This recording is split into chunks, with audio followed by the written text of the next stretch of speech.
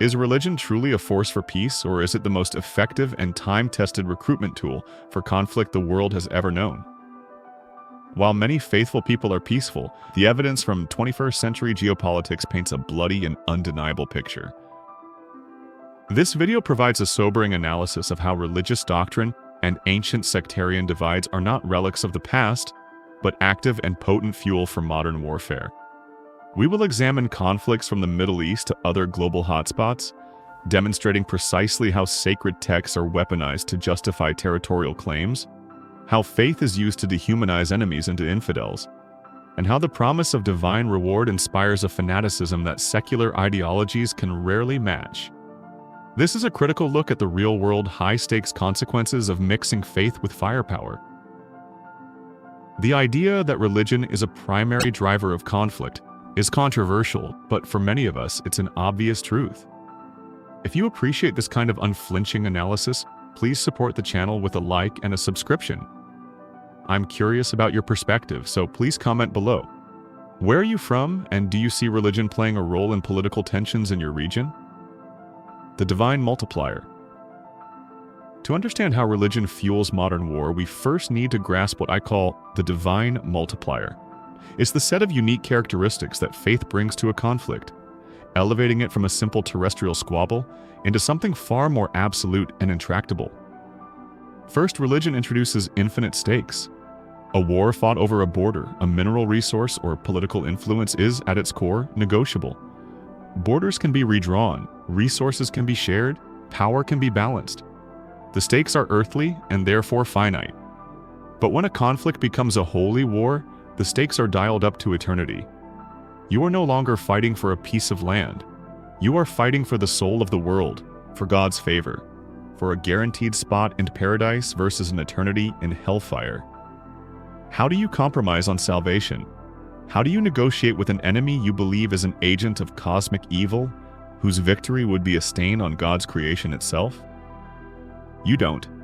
The very concept of compromise becomes a form of spiritual treason.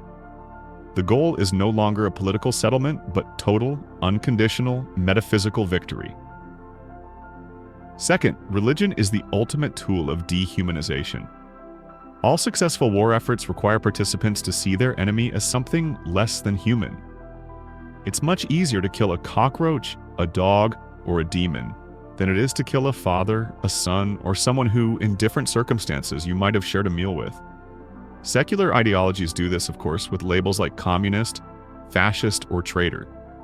But religion does it better. It provides a pre-packaged, divinely sanctioned framework for othering.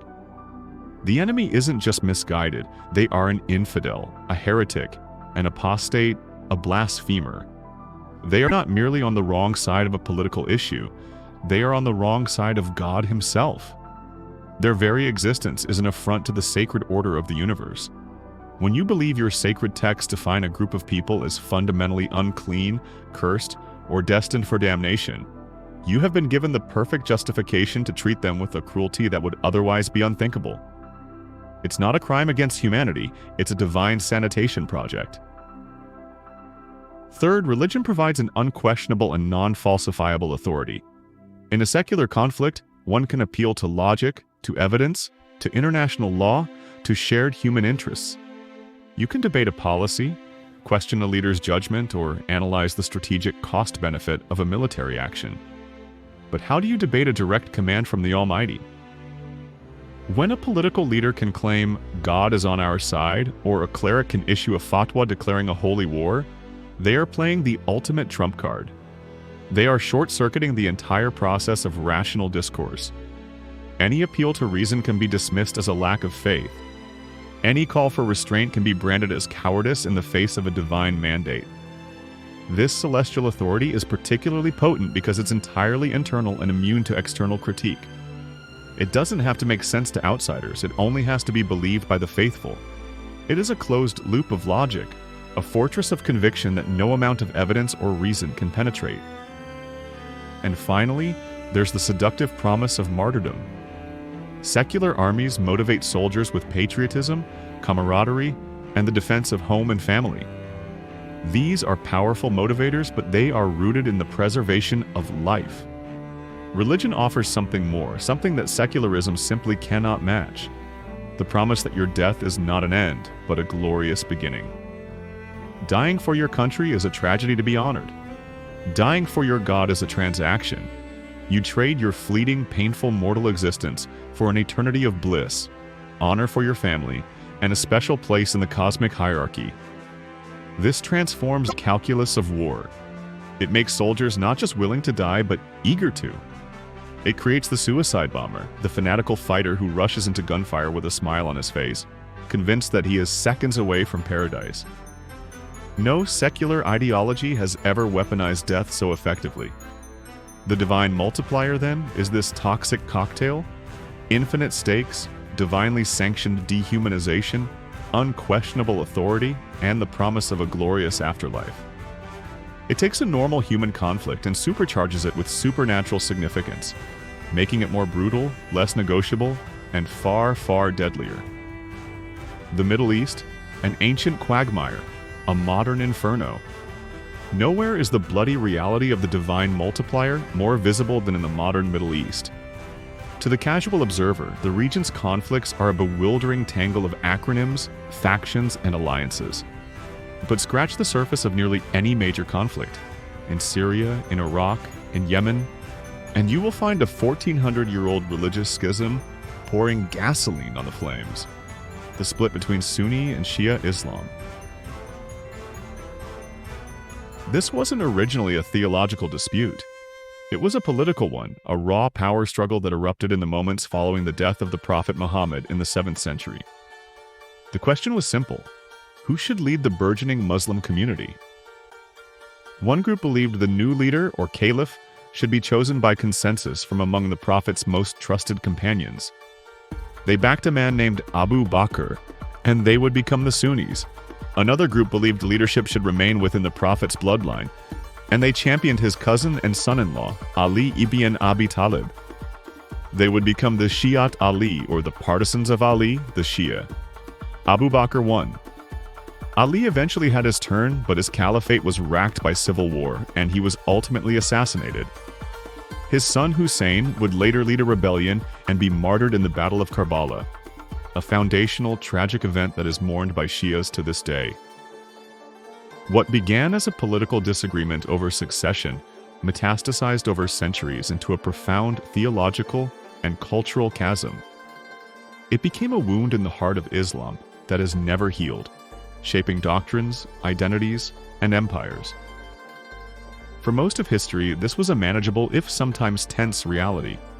But in the 21st century, this ancient sectarian divide has become the primary organizing principle for geopolitical rivalry in the Middle East. It has been cynically and expertly weaponized by regional powers to advance their own terrestrial ambitions. The conflict is a grand proxy war between two poles: the Sunni kingdom of Saudi Arabia, the guardian of Islam's holiest sites, and a prolific exporter of its deeply conservative Wahhabi interpretation of the faith, and the Shia Islamic Republic of Iran, a revolutionary theocracy that sees itself as the protector of Shia Muslims everywhere. Look at the war in Yemen, one of the world's worst humanitarian disasters. On the surface, it's a civil war that began when Houthi rebels, who adhere to a branch of Shia Islam called Zaydism, seized the capital. But it instantly became a front in this wider sectarian war. Saudi Arabia, viewing the Houthis as an Iranian proxy on their southern border, intervened with a brutal bombing campaign, backed by other Sunni states. Iran, in turn, has provided support to the Houthis. The result? Hundreds of thousands dead, millions on the verge of starvation, a country utterly destroyed. The political aims, securing a border, installing a friendly government, are real. But the conflict is understood, articulated, and fueled by both sides through the lens of this 400-year-old religious schism.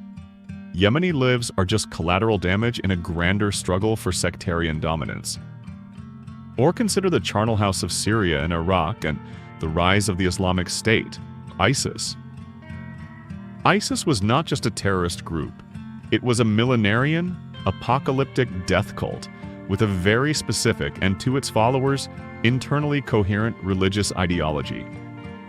They sought to reestablish a global caliphate, an idea rooted in early Islamic history. Their flag, their laws, their entire justification for existence was religious, and their ideology was explicitly, murderously anti-Shia. They regarded Shia Muslims not merely as rivals but as apostates, grave worshippers who had fundamentally corrupted the faith and were therefore worthy of extermination. This is not hyperbole. It was their stated policy. The massacres they carried out against Shia civilians were not incidental acts of cruelty. They were a fulfillment of what they saw as a religious duty. Simultaneously, their genocidal campaign against the Yazidis, a unique religious minority in Iraq, was justified entirely on religious grounds. ISIS deemed them to be devil worshippers from a pre-Islamic age, offering them a simple, brutal choice: convert to their brand of Sunni Islam or die. This is the Divine Multiplier in its purest, most horrifying form. A group of people were marked for annihilation, not because of anything they did, but simply because of what they believed. Their very faith was their death sentence. Even the fight against ISIS was saturated with sectarianism. In Iraq, much of the ground fighting was carried out by Shia militias, many backed and trained by Iran. While they were instrumental in defeating ISIS, these groups were also accused of horrific revenge killings against Sunni civilians whom they suspected of collaborating with the enemy. So you had Sunni extremists killing Shia civilians, and Shia extremists killing Sunni civilians, all while claiming to be the true defenders of the faith. It's a perfect, self-perpetuating cycle of violence, where every atrocity committed by one side is used by the other as proof of their inherent evil and as justification for the next round of killing. This is what happens when earthly politics becomes a holy war. The goal is not peace, the goal is purification. It's a grim picture, I know, and it's easy to feel detached from these conflicts half a world away. But this mechanism, using an ancient religious divide to fuel a modern political war, is a blueprint. As you watch the news, I want you to start looking for it. Where else do you see it happening? It might be in overt conflicts, or it might be in the simmering tensions within your own country or community. Let me know in the comments what you observe. Seeing this pattern is the first step to understanding its power. This deadly fusion of ancient faith and modern firepower is not confined to the deserts of the Middle East. It is a global phenomenon. To see another chilling example, we need only shift our gaze to the Indian subcontinent, a region haunted by the ghosts of a division drawn explicitly along religious lines. The Saffron Wave and the Sacred Border. The year is 1947. The British Empire, exhausted and bankrupt after a world war, finally relinquishes its jewel in the crown. But independence is not a moment of unified celebration. It is an act of violent schism. British India is partitioned, carved up to create a Hindu-majority India and a Muslim-majority Pakistan. The logic was, on paper, an attempt to prevent religious strife. The result was one of the greatest human calamities of the 20th century. A cartographic scar of faith was drawn across the land by a British lawyer who had never been to India before, unleashing a tidal wave of sectarian violence. Hindus and Sikhs on the wrong side of the new border fled to India. Muslims fled to Pakistan. In the chaos, up to 2 million people were slaughtered, and over 15 million were displaced. They were killed not for their political allegiance or their economic status, but simply for the God they worshipped. This original sin of partition has defined the relationship between India and Pakistan ever since. They have fought multiple wars, and the core of their dispute, the beautiful, tormented valley of Kashmir, is a perfect microcosm of how territorial conflict is supercharged by religious identity. For Pakistan, a state founded as a homeland for the subcontinent's Muslims, the cause of Muslim-majority Kashmir is an existential one. It's seen as the unfinished business of partition. For India, a constitutionally secular republic, Kashmir is legally an integral part of the nation. But this legalistic claim is increasingly buttressed by a far more potent and dangerous force: Hindu nationalism, or Hindutva. Hindutva is not a religious practice. It is a political ideology that seeks to redefine India not as a secular, pluralistic nation, but as a Hindu Rashtra, a Hindu nation. In this worldview, the truest Indians are Hindus. Christians and especially Muslims are often viewed with suspicion, as descendants of foreign invaders or as a potential fifth column whose true loyalties lie elsewhere, specifically with Pakistan. This ideology, which has moved from the fringes to the center of Indian political power, weaponizes ancient history and religious mythology to serve a modern political agenda. Under this saffron wave, the conflict over Kashmir is recontextualized. It is no longer just a strategic or legal dispute. It becomes a civilizational struggle. It is about reclaiming a land that is not just politically Indian, but sacred to Hinduism, a part of the Holy Motherland, or Bharat Mata. The rhetoric employed dehumanizes Kashmiri Muslims, painting them broadly as terrorists or Pakistani sympathizers. This, in turn, is used to justify harsh military crackdowns and the erosion of the region's autonomy. This religious nationalism also turns inward, creating a state of perpetual low-grade conflict within India itself. The historical destruction of Hindu temples by Muslim rulers centuries ago is not treated as a matter for historians, but as a fresh wound to be avenged today. The Babri Masjid, a 16th century mosque built on a site believed by many Hindus to be the birthplace of deity Ram, was torn down by a Hindu mob in 1992, sparking nationwide riots that killed thousands. Today, a grand temple to Ram stands in its place, a triumphant symbol for Hindu nationalists and a permanent reminder to India's 200 million Muslims of their increasingly precarious position. This isn't ancient history. This is the divine multiplier at work in the world's largest democracy, transforming political debate into a zero-sum game of religious pride and historical vengeance, with the specter of war with a nuclear-armed neighbor always looming in the background. The righteous and the forsaken. The pattern is sickeningly universal. Take the Israeli-Palestinian conflict. At its core, it is a 20th century ethno-nationalist struggle over a single, small piece of land claimed by two peoples. It is about displacement, occupation, statehood, and human rights. These are profoundly complex issues on their own, but now pour in the accelerant of Abrahamic religion. For many religious Jews, particularly within the settler movement, the West Bank is not occupied Palestinian territory, it is Judea and Samaria, the biblical heartland. Settling this land is not a political policy to be debated. It is the fulfillment of a divine covenant, a promise made by God to Abraham in the book of Genesis. How can any mortal prime minister or foreign president trade away a deed to a property that was granted by God himself? From this perspective, a two-state solution is not a difficult compromise. It is an act of theological heresy. For Islamist groups like Hamas and Islamic Jihad, the conflict is framed not as a nationalist struggle for a Palestinian state, but as a jihad, a holy war to liberate sacred Islamic land from the hands of infidels. Jerusalem, home to the Al-Aqsa Mosque, the third holiest site in Islam, becomes the non-negotiable centerpiece. The language is not of borders and security, but of faith, martyrdom, and the cosmic struggle between believers and unbelievers. It taps into that same promise of eternal reward for dying in the cause, making any long-term peace based on mutual recognition and compromise appear as a betrayal of God's will. And let's not forget the bizarre but powerful role of a third group, American evangelical Christians. For millions of them, the modern state of Israel is the direct fulfillment of biblical prophecy. Their eschatology, their roadmap to the end times, requires that the Jewish people control the Holy Land to set the stage for the rapture and the second coming of Christ. This theological belief translates into immense political and financial support for the most hardline policies in Israel, creating a powerful lobbying force in Washington that actively works against land for peace deals.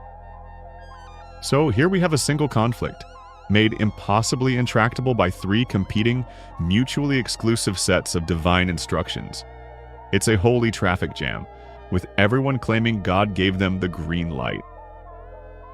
And lest you think this is a uniquely Abrahamic problem, a pathology of the desert monotheisms, let us turn to the gentle green lands of Southeast Asia, to a religion often presented in the West as the very definition of peace and nonviolence: Buddhism.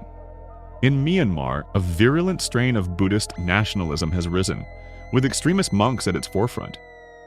They have successfully framed the country's Rohingya Muslim minority as a foreign contaminant, a demographic threat poised to overwhelm the Buddhist character of the nation. Monks in saffron robes, the very image of serenity to the Western mind, have preached sermons of hate, calling the Rohingya snakes and mad dogs, and openly inciting violence.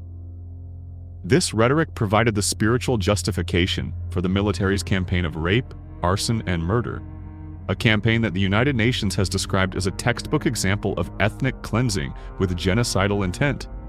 Here again, the pattern holds. A vulnerable minority is dehumanized using religious language, transforming a political or social issue into a holy crusade to protect the faith, giving divine permission for unimaginable cruelty. The Mirage of Peace. So we return to where we began. Religion is a force for peace. After this grim tour of the world's battlefields, that statement rings hollow, doesn't it? It feels less like a description of reality and more like a desperate article of faith in itself. To be clear, the argument here has never been that religion is the sole cause of war. Greed is real, the lust for power is real, tribalism is real. But religion is the great amplifier. It takes our mundane, terrestrial conflicts and imbues them with celestial significance.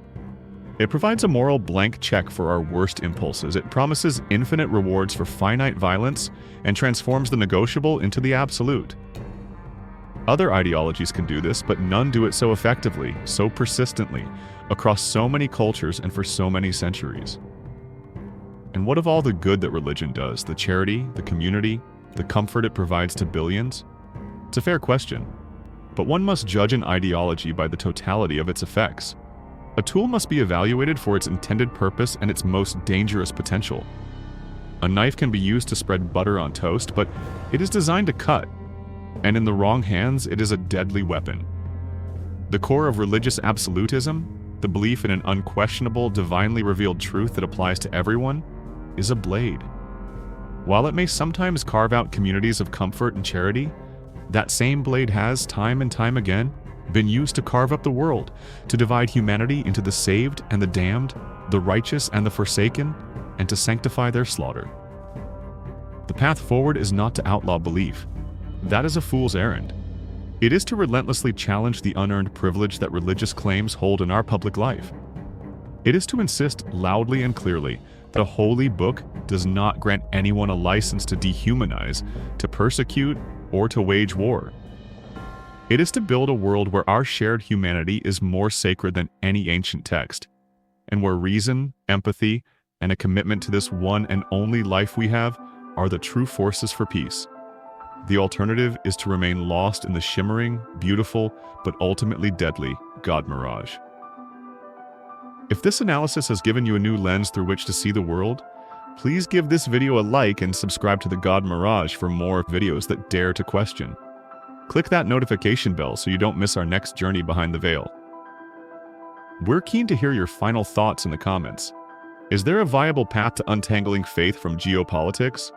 Or is holy war a permanent, tragic feature of the human condition? Until next time, keep questioning.